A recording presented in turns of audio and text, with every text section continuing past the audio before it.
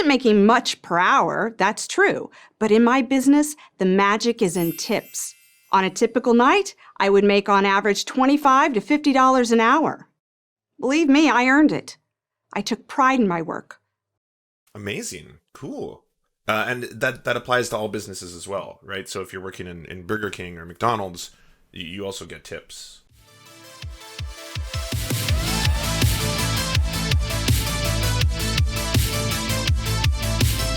I'm really excited to look at this one because I have been a proponent for minimum wage, increasing minimum wage for quite some time. I don't think $15 an hour goes far enough. I don't think that's a living wage. I think we should push it to strange new places.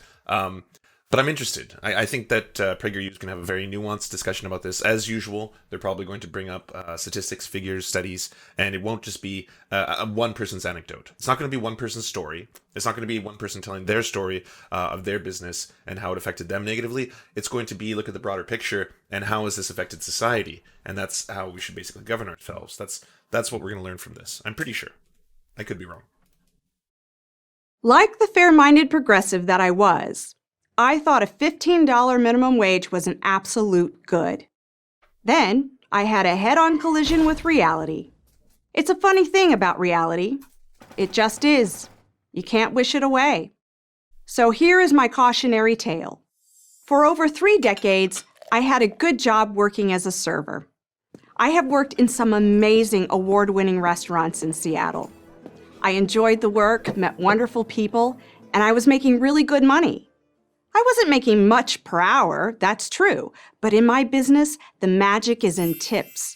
On a typical night, I would make on average $25 to $50 an hour. Believe me, I earned it. I took pride in my work. Amazing. Cool. And that applies to all businesses as well, right? So if you're working in Burger King or McDonald's, you also get tips. Or if you're a welder or janitor. There's tips in all industries, right? I wanted every dining experience to be a memorable one for my guests. I also loved my job for this reason. I had flexibility. I could plan my work schedule. That was and that applies to all jobs, right? Like other industries, you can plan your schedule. That's how most bosses operate. That's usually how. So. Right. Very important to me because I had a growing son. It was a good life. Then, in 2015, the Seattle City Council raised the minimum wage from $9.47 to $15 an hour. A 58% hike. Great for the working stiff, right? Yeah. Well, hang on, because here comes Mr. Reality. Oh, shit. The business owner, the person who signs the checks, has to find a way to pay for this massive new expense. For Walmart or Microsoft or a large restaurant chain, this might not be a problem. For a local restaurant owner, it's a nightmare. Contrary to popular opinion, most restaurants don't have big profit margins. In fact, most are razor thin. Whoa. Seattle restaurant owners, faced with this shock to their bottom line, raised prices, reworked their menus, and created new compensation models. Whoa. Some did away with tips altogether, substituting a flat service charge as a way of navigating the climbing wage. Shit. That change in the tipping model caused a dent in my pocketbook. The rise in the wage did not cover the loss of tips. And, of course... For everyone, right? Not just for you, but like across the board. It had a negative impact, is what I'm learning. It's not just one person's story. Of course, they cut back on employee hours and support staff, too. But for many establishments, none of these cost-saving measures worked. Restaurants, some that had been in business for decades, many family-owned, closed, including the ones I worked for. Oh, no. Good servers don't grow on trees, and I was able to score an interview at another amazing restaurant. Oh, that's good. Then, before I could even confirm the interview, that one closed too. Same reason. The $15 minimum wage cut their profits down to nothing. Holy shit. So let me add this up for you. Okay. I make a lot less money now than I did before Seattle decided to do what was supposedly in my best interest. I used to be able to pay my bills as they came due. Now it's a juggling act. I used to have enough money to support my son's extracurricular activities. Now I often just say no. Oh, no. Before the minimum wage increase, I had one job and worked 4 days a week. Yeah. After the wage hike, I had 2 jobs and worked 6. Oh, no. With my skills and a tipping culture, I used to average 18 to 20% or more on any check. Now, instead of tips, I get a flat 14%, part of the 20% service charge the restaurant owner tacks on the bill. And that's everyone. I still pride myself in providing good service, but the incentive to go the extra mile is gone. There is no way to maximize my income. And what's Seattle's answer to my problem? To raise the minimum wage again. The progressive idea is that you should be able to make a fair wage. But if you have no job or are working more for less, how is that fair? How is it fair to my friend who worked his way up from busboy to sommelier, the fancy name for the person who manages a restaurant's wine list? He lost his job when his restaurant closed due to the minimum wage increase.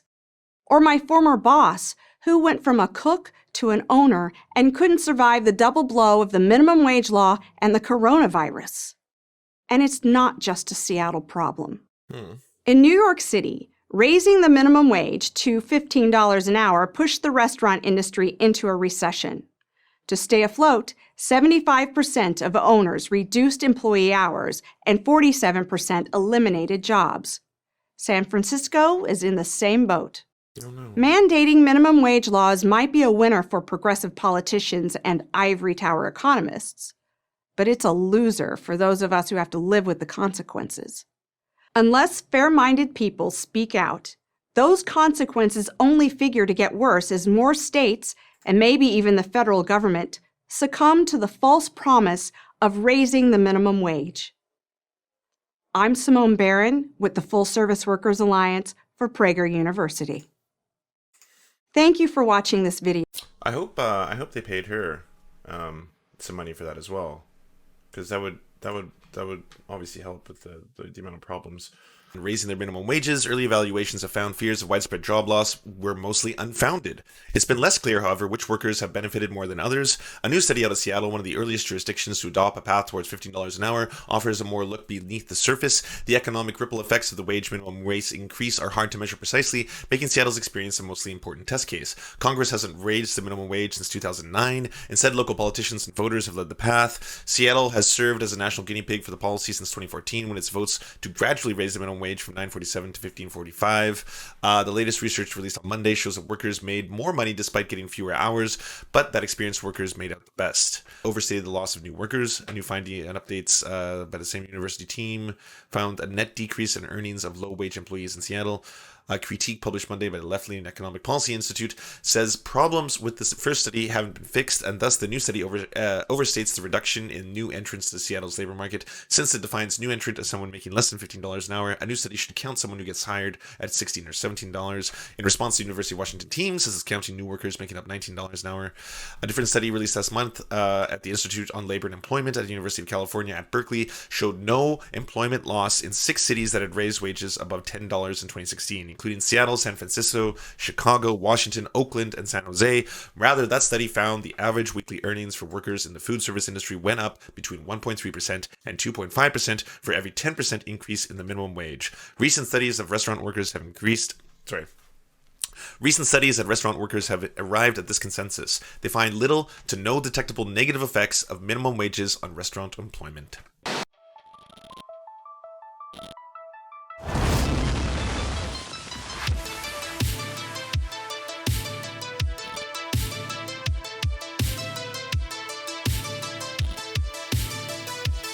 To our monarch, Thomas Bone, you are the light that guides our path. To our lords, I'm Raph, Stephen, Ninetails Cosmic Fox, and Hans Josephine.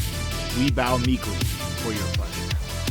To our knights of the Round Table, Josh Mickelson, Dylan Byth, Alexander Thaler, Zach Christensen, Todd Buckingham, Todd Lajeunesse, Clement Schutzkopf, Sky Bear Games, Moss Beast, Political Puppy, Alan R., Andreas Chitoro, Good Poon Hates Cops, That's Solid Poon then, we salute you. And to all our merchants and farmers, you have our undying loyalty and love.